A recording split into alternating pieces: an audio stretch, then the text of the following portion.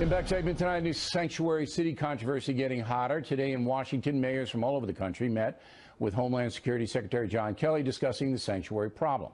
Joining us now from Washington, Kelly Cohen, reporter for the Washington Examiner, who was there. So what's the headline of the meeting, Kelly? So the headline is about less than 10 mayors. They're from these so-called sanctuary cities. They met with Department of Homeland Security Chief John Kelly to say, look, we're not breaking federal law, so you can't take away federal funds from us. And as we know, with the executive order in January, that was one of the threats, and Attorney General Jeff Sessions threatened that earlier this week. Look, if you continue sanctuary policies, you're going to lose federal money, federal grants. Okay, so it's an unending debate. Certain cities and counties say we don't have to obey the detainer request from ICE, although everybody's turning to Title 8 U.S. Code 1324. And it is pretty explicit that, and let me read it to the audience because we're going to have another segment on this. It says that knowing or in reckless regard of the fact that an alien has come to, entered, or remains in the United States in violation of law, conceals, harbors, or shields from detection, or attempts to conceal, harbor, or shield from detection, such an alien in any place is against the law. So that if you're shielding them from a detainer, if you're not allowing and not holding after arrest, that seems to be in violation of this law.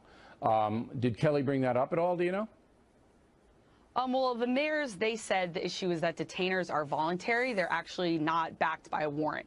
So they're not backed by law. There's no lawful basis for an arrest. Is there any data that says they're voluntary? I mean, I have the code right here. It doesn't say it's voluntary. Do you know of anything that's voluntary? They're saying that because detainers are not, they're just that. They're a detainer. They're not backed by a warrant. They're saying they'll adhere to them if there is a warrant. I know. But I don't know if a detainer is voluntary. I don't think it is legally. I mean, you can't arrest them, or I don't think you can arrest them here.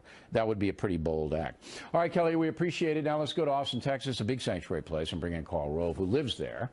Travis County, where Austin is, being punished by the state and the feds. How do you see that, Mr. Rove?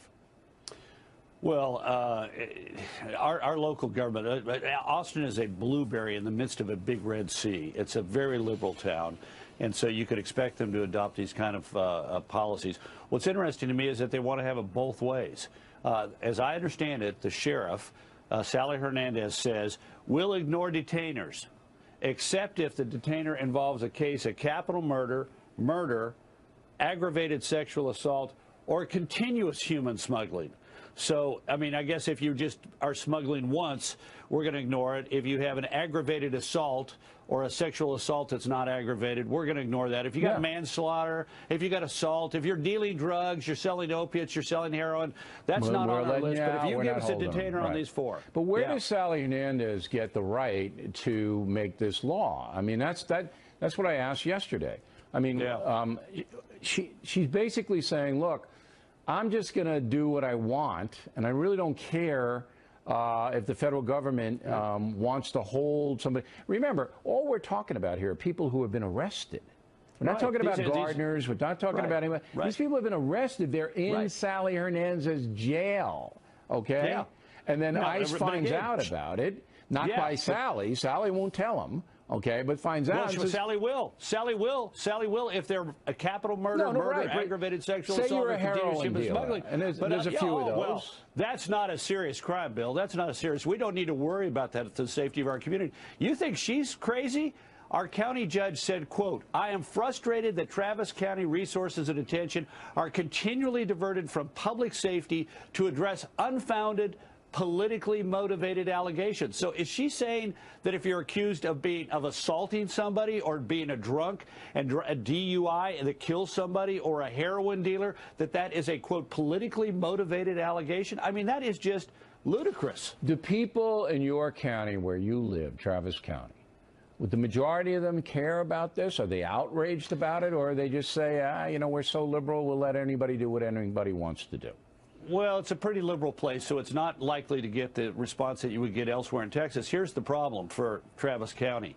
Sally Hernandez was elected last fall. She took office, and she announced this policy late last year, just before the Texas legislature came to town for the 140 days every 2 years that it's here.